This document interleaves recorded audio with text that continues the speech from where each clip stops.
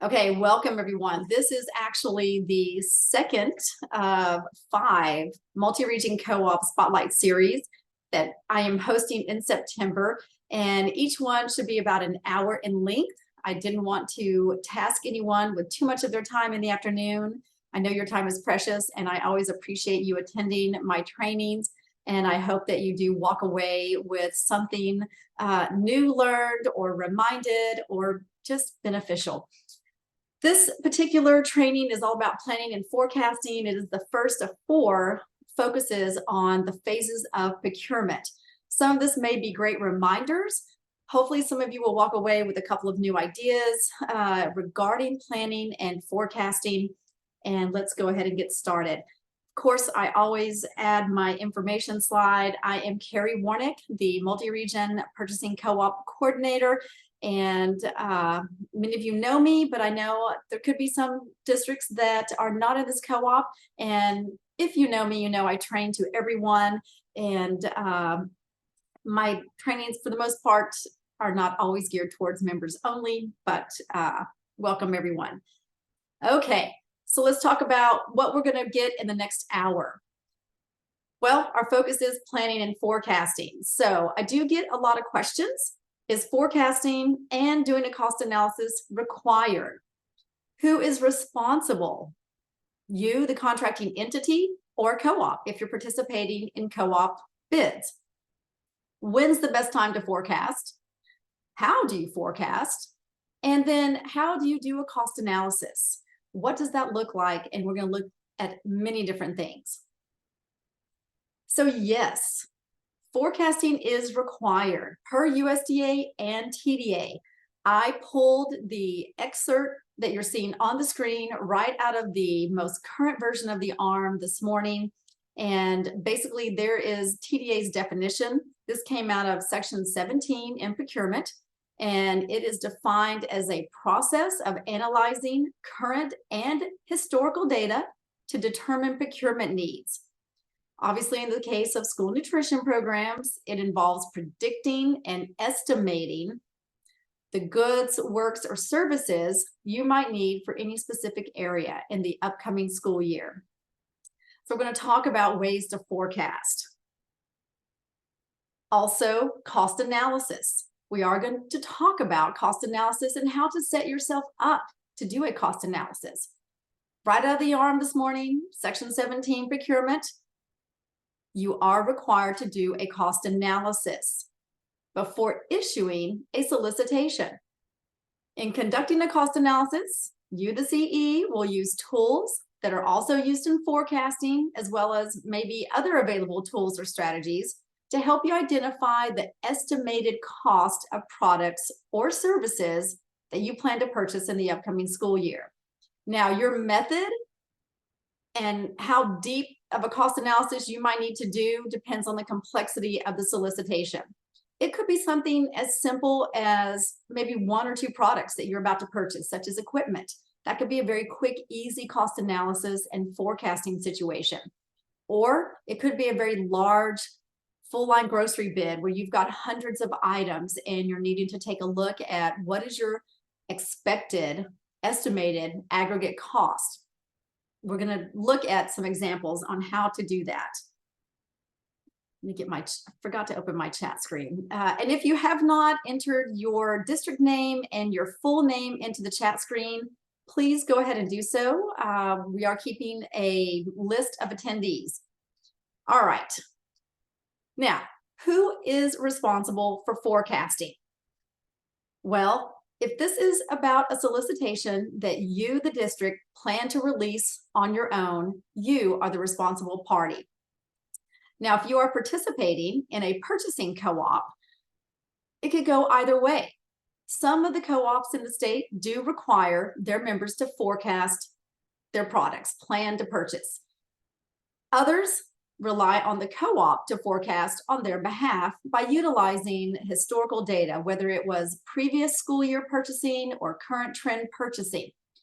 The good news is that if you are participating in a purchasing co-op, during your administrative review on the procurement phase of that review, TDA is accepting your co-op's forecasting as proof of forecasting. Now, if you're in multi-region co-op, we do require forecasting from our members. We really try hard to get the most accurate picture of what our members want and in what volume. And we're going to talk about why that's important later. The co-op obviously is held to the same regulations and guidelines as you are, the CE. So yes, we are required to forecast in every single solicitation that we release. Now keep in mind, we are only releasing formally procured bids, so we're not doing micro purchasing or small purchasing. Now, when we talk about whether you need to do a forecast for something that is most likely going to be an informal procurement method, it depends on what you're looking at to purchase throughout the entire school year. As you are aware, with micro and small purchases, TDA looks at categories of purchasing. If you are doing your due diligence and determining that you've got a couple of times in the school year you're going to purchase office supplies, and you look back at last year's purchases, you didn't come close to the threshold of 10,000 for micro, or maybe you've self-certified to 50,000, and you don't need to lay out a big forecasting spreadsheet. Go ahead and follow through with your micro purchase. Small purchase acquisition, sometimes it's a good idea to go ahead and do a forecast and a cost analysis, because prices are constantly going up still. And maybe last year you were under that 50K threshold, but this year you might be over that 50K threshold just because of pricing increases. And you may need to do a formal procurement method. Forecasting and cost analysis initially are set up for you to determine the most appropriate procurement method. And of course, forecasting gives those bidding vendors a good idea of how much business can they win from you. And it tells them how they are going to price their products. All right. Now, obviously, forecasting is done before you release the solicitation. You are estimating your future needs. Well, it's basically documentation of what you need, when you need it, how much will it cost, and of course, how are you going to pay for it?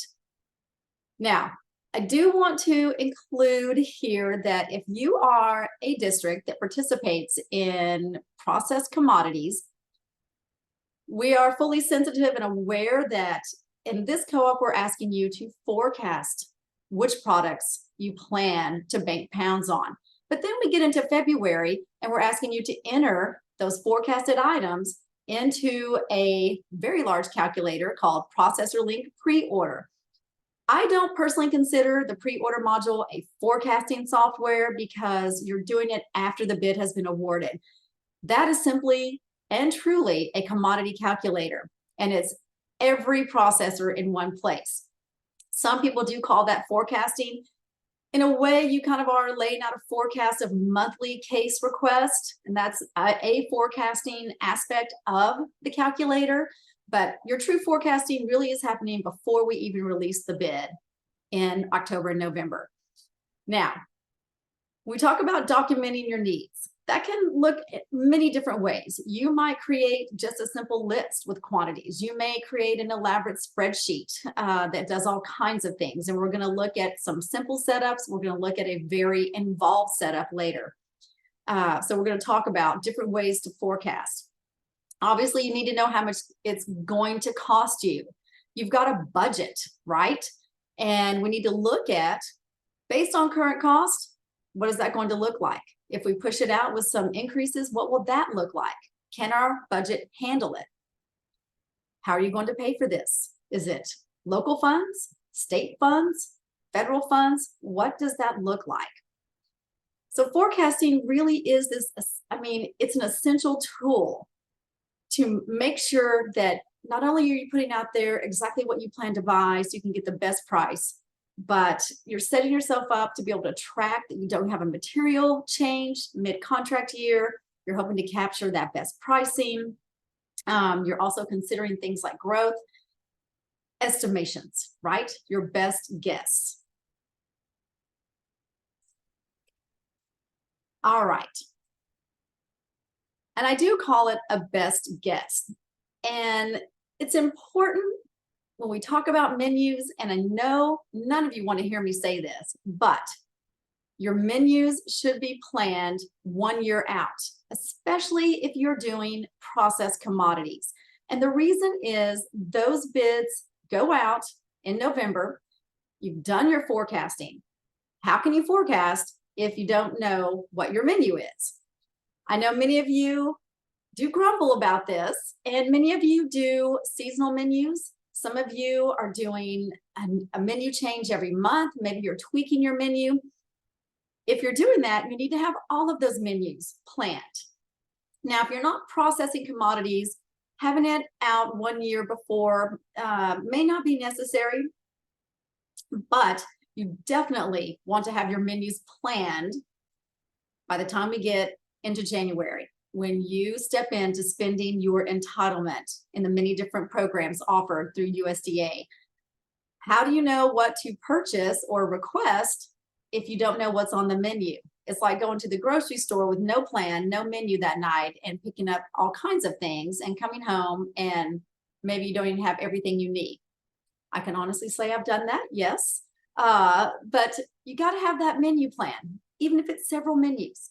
Now, why is this so important? So first, by forecasting and having this in your solicitation, you're going to learn if vendors can respond to your bid because they can handle your volume.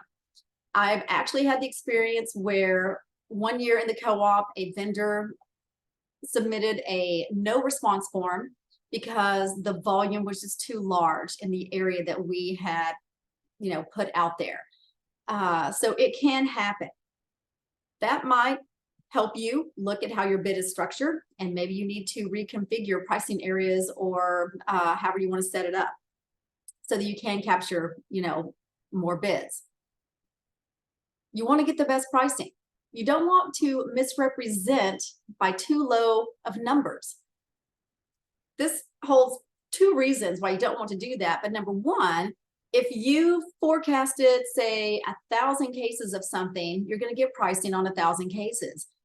By the end of the school year, if you've purchased 2,000 cases, if you would have put that out in the beginning, you may have gotten a better price. So number one, you could have overpaid for 2,000 cases of product, which is a bigger hit to your budget.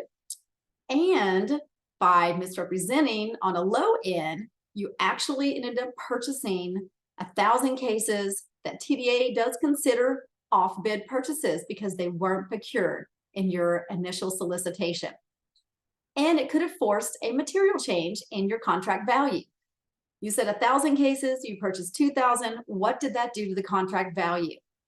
So a few things going on there as to why really forecasting and being as accurate as possible is important. Mention the material change in the contract value. All right. How do we approach forecasting? Well, there are several ways to go about it. First, you could review the past program. What did you do last year? You could look at velocity reports. You could pull something from your menu systems. How many cases of which products did you purchase as a starting point? Did you change your menu from last year to the current school year? And of course, what did that produce? Did you let go of some products in the past year? Did you add some new products in the current year? And what does your purchasing trend look like right now? So if you're getting ready to forecast commodities and we're about a month or so in, are things working out that you forecasted and are purchasing? Are they more popular than what you expected? And more kids are taking the food. So maybe in your forecasting, you're going to up those quantities. You've discovered something that's working really well on your menu. And then, of course, projecting your future needs. Now, I know this can change. Many of you open new schools through the summer. You have a understanding briefly of how the enrollment's going to look. It could change. You could have a drop in enrollment. All these things can happen. So forecasting really is assessing the current situation What do you think your future needs are, and trying to get as accurate as possible so that you're getting the best pricing and you're not creating a situation for material change and TDA calling out off-bid purchasing and all that good fun stuff. All right, so we talked about velocity reports, and you should always be able to request a velocity report from your vendors, no matter who they are, and they should be able to provide those. Some of the larger distributors actually have the ability for you to create a report that gives a 6-month overview, maybe a 12-month overview, or any date range in there right from their online software. I know Labatt offers that. I know that I think Cisco offers that type of reporting. I don't know about some of the other distributors, but that is always an option. You can always ask your sales reps, please, could you run me a report showing X, Y, and Z in this date range? They've got the details in their systems. They should be able to provide you with some kind of data. You want to really be careful that you haven't fallen prey to purchasing off-bid items throughout the school year. And if you liked those items, they were successful, then those need to be forecasted. Don't let those drop off and forget. Again, I said 1 year out. I know you guys don't like to hear that. If you're considering new foods, I personally think one of the best ways is to attend a food show. And I can honestly say that there are enough food shows in this state that not attending one should not be a problem. Not only do all of us co-ops hold our own annual food show, but a lot of the brokers hold food shows. And that's a great way to go and try new foods or those tried and true foods with new recipes. You can always call on a broker and see if they can bring you a sample or mail you a small sample. They are always happy to do that so that you can do a tasting at your school. Sample foods, find new things, but do it early enough so that you're forecasting those products. Now, another thing I don't think a lot of people think about, can you include alternate products in your solicitation and forecasting that will serve as replacements when awarded products aren't available? Why not? Absolutely yes. You want to be clear in your solicitation if you want to include an extra list of products that you want to capture pricing on and award as a backup item or replacement if for some reason production is failing with a product. If you've got language in your solicitation that explains how you're setting up your bid and what you're asking for in the way of forecasted items, as long as you're clear so that bidding vendors understand this is your list of specified items, this is what you have menued, you're planning to purchase. We all understand products can continue to see availability issues. We're still getting notices this year. You've got a backup plan. Maybe you've targeted an alternate product or two that could replace that one if something gets discontinued or temporarily unavailable. And at least you've captured pricing for it. It's not really affecting the number of items you're purchasing, because if something's not available in the specified list, then you're going to pull from that backup list. And you've already got pricing. You've got supporting language in your solicitation. You just pull from that. So yes, that is something you can absolutely do. It's being mindful that you include the right language and that is very clear to the vendors. Why is there an extra list? Why are they bidding on that? And you go forth. If you're using a market basket method where you've got a list of specified items that represent what you plan to purchase up to 90%, but during the school year, you may want to add a list of items that are potential additional items. Maybe you foresee changing something mid-year if you start to see dwindling numbers participating on a certain product, and maybe you want to change that menu a little bit. And so now you can pull from that additional list, but you've got pricing that you awarded. That's all acceptable. It's clarity in your bid language and in the way you present that solicitation. So I don't think a lot of people think about that, but there it is. Another idea, right? Okay. Cost analysis. I do get this question a lot. How to do a cost analysis, when to do a cost analysis. There are lots of ways to analyze future cost. Now, cost analysis is basically you putting forth and documenting quantities, potential cost, looking at your budget.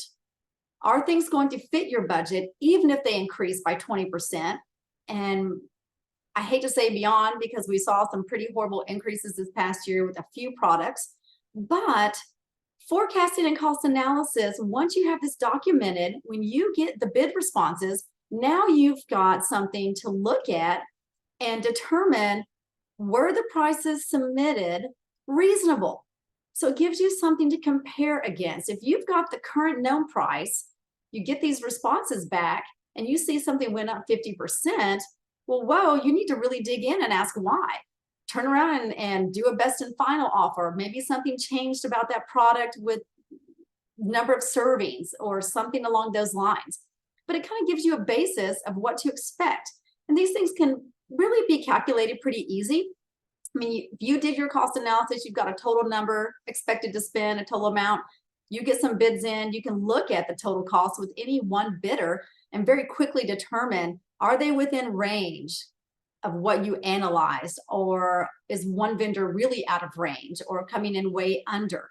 So it just gives you a good reference point and ability to really dig in and analyze. Now, I want to show you several things that can be used for forecasting and a cost analysis that are out there on the web, available through multi-region co-op, or things that you can do on your own. Now, TDA does have a link to a cost analysis worksheet, and it is a USDA cost analysis worksheet, and I did include the link on the slide deck, and I will be sharing the slide deck in the folder along with the recording of this training. But I wanted to show you how to get to this particular document. So I clicked on the link in the slide deck, and it's going to open up on squaremeals.org to the page. And it's right here, kind of this middle column, USDA Foods Cost Analysis Worksheet. I'm not going to click on it because it's pretty big file, and it's going to download as a zipped file, which then you have to extract all the things inside that folder. But I have a copy downloaded. Let me show you what this thing looks like. I don't know if any of you have ever downloaded this thing, but it's a lot. I will be honest. It's a lot to dig into and unpack, but they give you kind of an introduction. And then they've got several tabs for just regular foods, processed foods. They've got the DoD fresh fruit and vegetable instructions and a tab for that. And then, of course, farm to school. And it's pretty involved. They give you a whole instructional tab, and then they give you the tab where you go and you enter details about the different products that you have planned or possibly requested. If it's regular direct delivery foods, you're going to be requesting those. If it's processing, that's something that you could probably pull from your pre-order or your forecasting, whatever that might look like. But they do ask for a lot of information, as you can see, and I believe they've got some calculator columns in here, but pretty involved spreadsheet. I will be honest, it's sometimes feels like a little bit of overkill when I look at this spreadsheet. That's just me. Oh, whoops, hang on, let me escape this here. I didn't mean to go to that yet. Some other ideas on forecasting.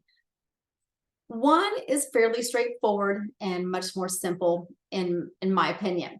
Now, if you are a school that has done your own bid, I'm sure you're keeping some type of a spreadsheet that lists all the items that you're purchasing, however you've got yourself set up. You could just use that as your starting point for forecasting and cost analysis. And basically what I did is I took one of our bid catalogs, simply inserted 4 columns at the end. One was for my estimated quantities, and the next three are my cost analyzing. I've already got the current price. This is my bid catalog, right? So I know the current price that I'm paying right now. This is a great starting point. All I have to do is enter how many cases or units, whatever that looks like. Spreadsheet is going to calculate based on if there's no increase next year, a 5% increase, and a 20% increase. Now, I did set up the formulas for these auto calculating columns. This one actually came out of our forecasting templates for school year 24 if you're in this co-op, which is in the procurement tools folder. So you could go and grab any one of our forecasting templates. They're already set up to do this. But this is so easy. This is a sum formula that basically took the price, multiplied it times the estimated quantities for a 0 price increase. Now, oh, whoops, nope, don't do that. In order to get the 5% increase, I took this price and multiplied times a 5% increase, a 1.05, and then a 1.20 for a 20% increase. If I wanted to do 1% to 5% or 9% to 10%, I get to drive that. I set up those formulas, and you could just set up a formula in this top row and then drag it down all the way through. Totals are starting up here above the columns. So as I enter my quantities, not only am I seeing the cost analysis per product, but I'm also seeing an aggregate total for the whole year if I'm planning to use this vendor. Now, you're probably wondering, why do I have the totals at the top? 2 reasons, really. Number one, I can immediately see my totals, and I've got it set up so when I scroll, it is literally keeping that first row frozen and anything above it. So no matter where I am in the spreadsheet, I can see my totals. The other reason is if I wanted to filter or sort my spreadsheet in any way, if you have your totals at the bottom, like if my totals were down here at the bottom, those get filtered in a weird way. And so I'm not messing up my filtering or sorting abilities, and I see my totals all the time. So little Excel trick, right? Or maybe it's just my thing. Anyway, so you can see how you could easily take an already created bid catalog, whether it's yours or your co-op's, add in a few columns to set yourself up for a cost analysis and forecasting tool. And then you've got documented proof. You've done some forecasting, you've done this cost analysis, you're looking at your budget, you're looking at potential costs that are upcoming. So this is off of a bid catalog. Now, another way to do it is to simply use a pre-formatted or one that you make yourself forecasting table that allows you to drop in any type of product. The first row is an example. So I give you kind of this, I don't know if you guys can see that. It's kind of dark. I mean, not dark enough. Let's see. So you can see, you could set this up for any type of product, food, equipment, small wares, even possibly services. It's just asking for your personal information on the bid you're about to release.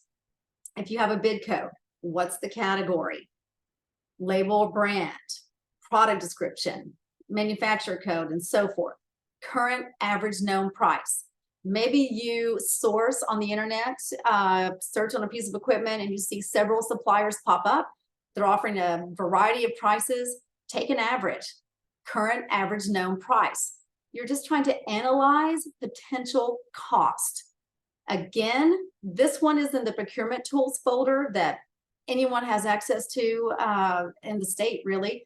And again, those totals are here at the top. As you enter your products and enter your number of cases, whatever that looks like, it's going to auto calculate over here, just like it did in the bid catalog.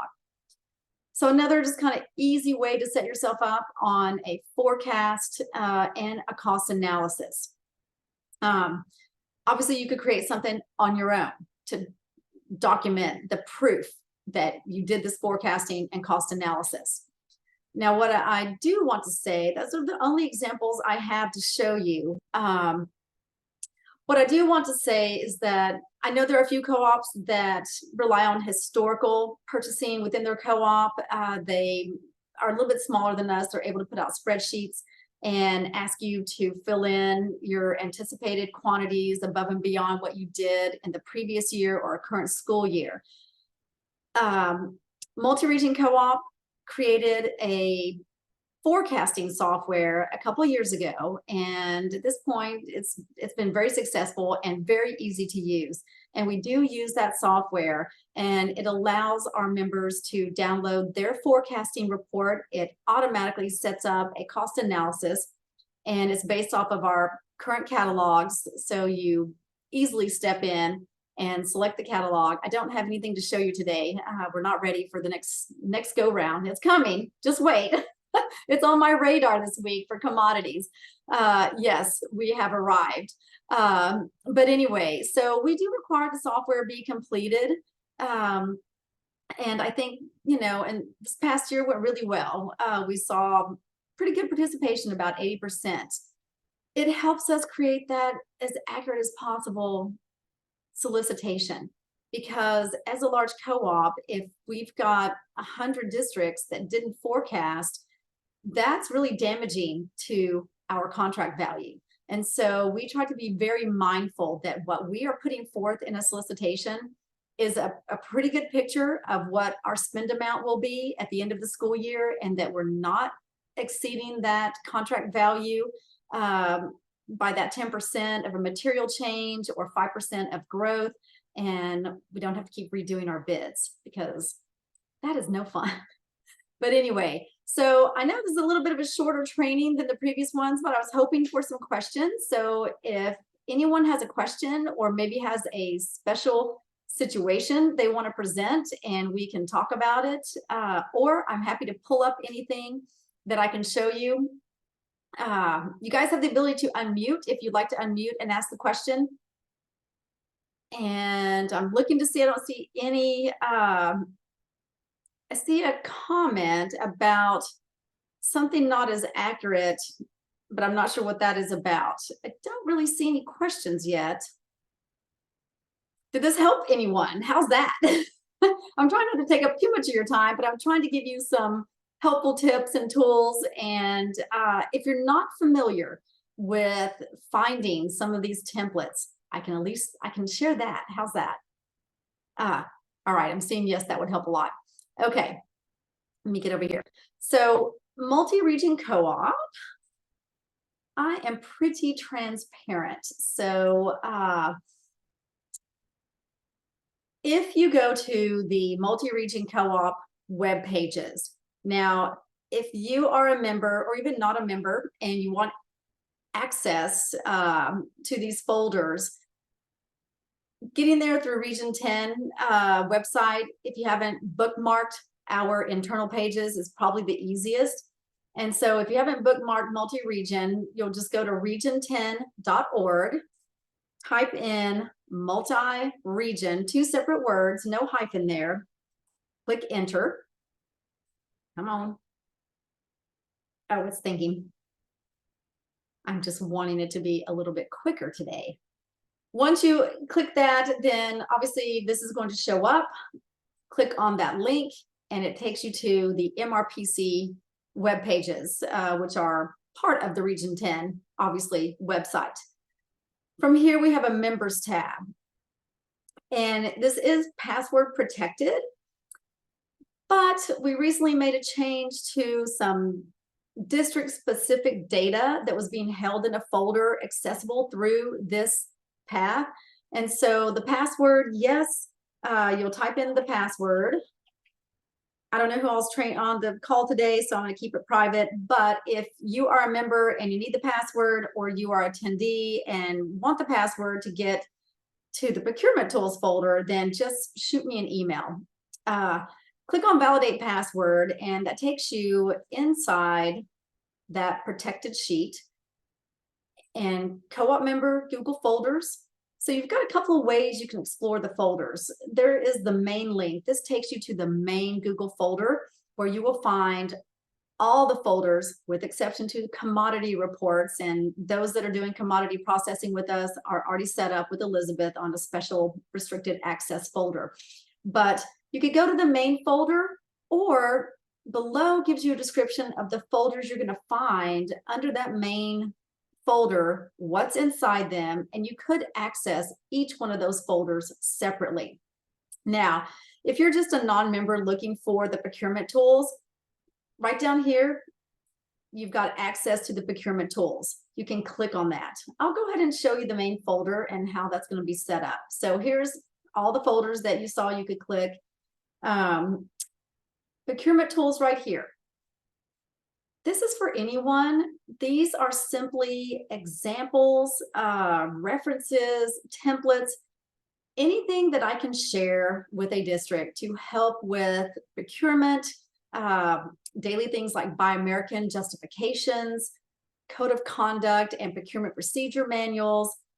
I've got a pizza solicitation template in here for fresh pizza like Domino's and such, cost analysis documents, and I've even got documents in here that are basically what I use in our own solicitations for formal procurement, such as Texas and federal certifications, standard terms and conditions, sample special terms and conditions.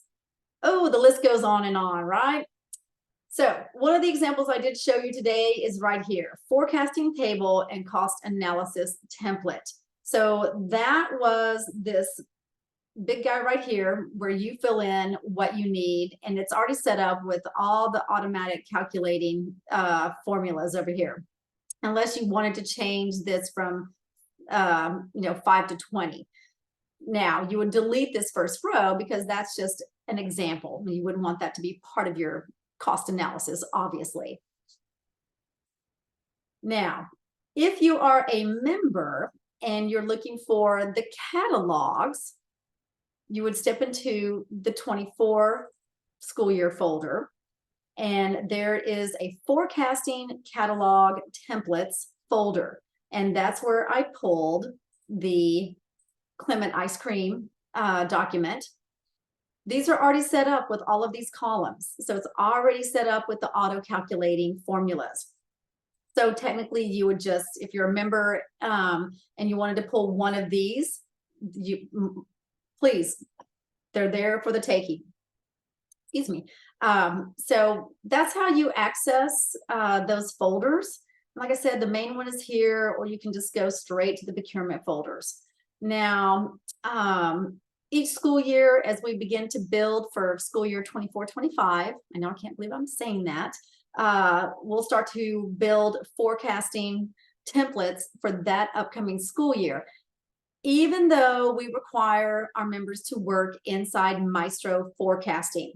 Sometimes some of you would prefer to pull the spreadsheet first, which what's nice about that is, and even if you're using our bid catalogs and taking advantage of column A, the My Products column, if you have been saving or have saved the main copy of the bid catalog and you've gone through and X'd all the products that you typically order, you have that ability to bring those to the top and even filter out the blanks and only be looking at a short list. So if you've done that with the bid catalog, it's easy transferring that into Maestro forecasting software, or even into, if you're going to use a spreadsheet just for your own purposes. So that is one way to go about it, to minimize looking at so many items, especially when it comes to the full line grocery. But yeah, so that's how you get to that through the members tab.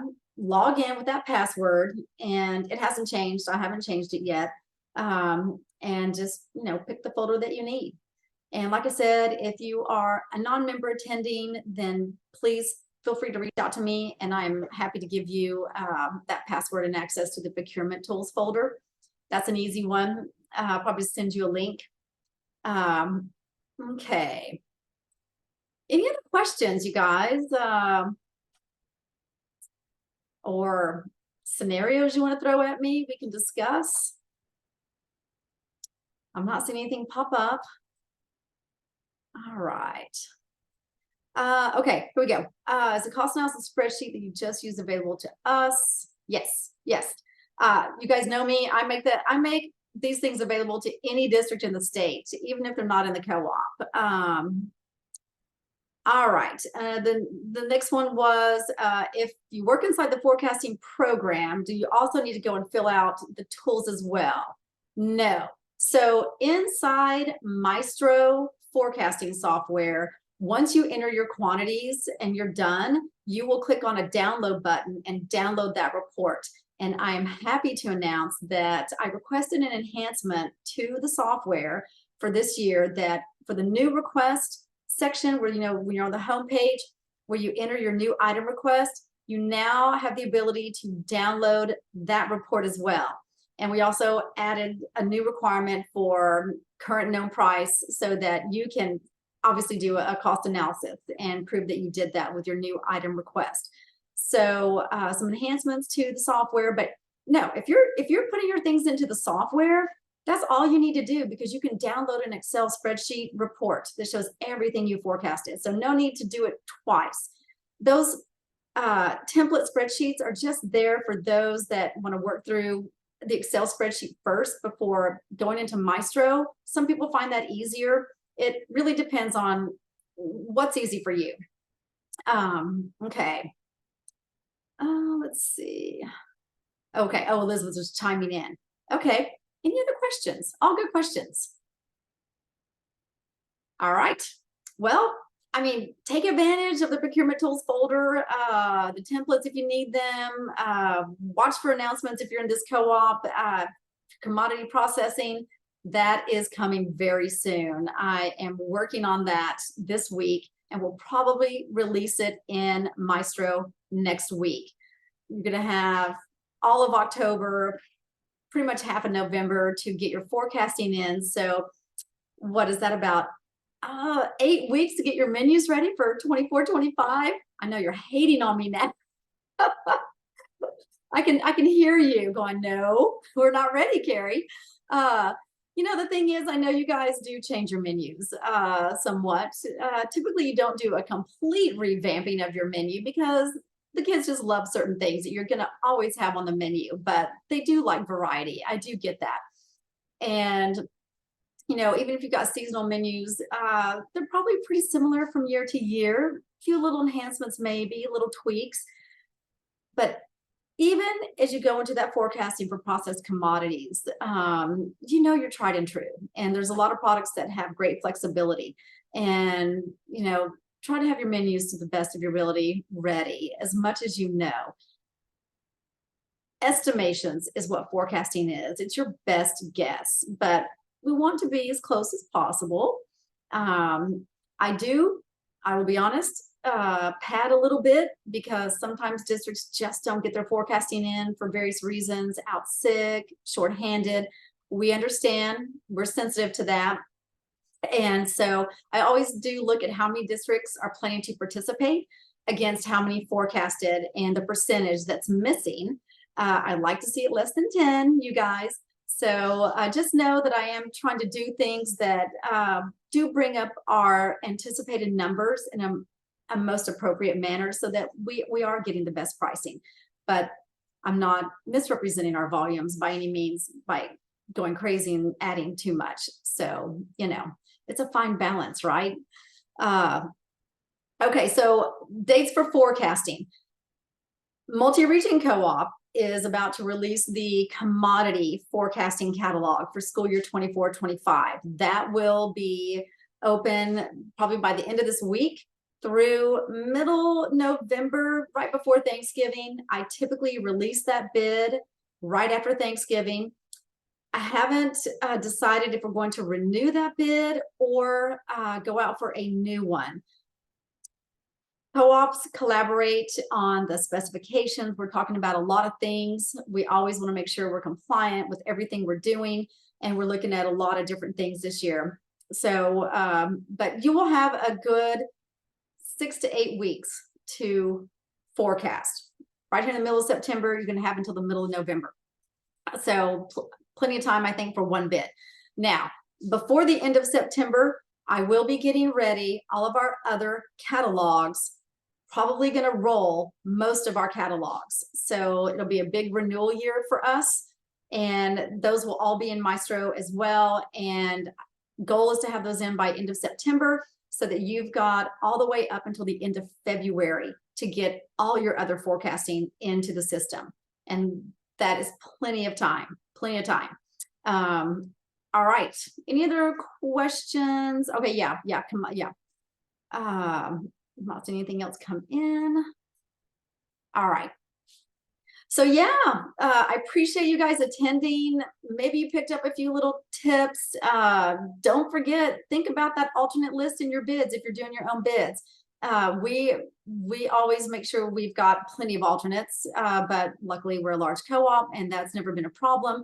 But if you are going out for your own bids, you may want to start, creating that. So you've got this backup list already procured and awarded, just, to cover those discontinued or temporarily unavailable products. I do forecast on renewals. I do, because things change, and that's a great question. I think, sure, with a renewal, could we look at current trend purchasing? But it doesn't allow you guys to, really tweak your numbers, because if you had forecasted a product for this year and it's just not working out and you don't want it next year, I don't want to forecast that product. I don't need to forecast that product.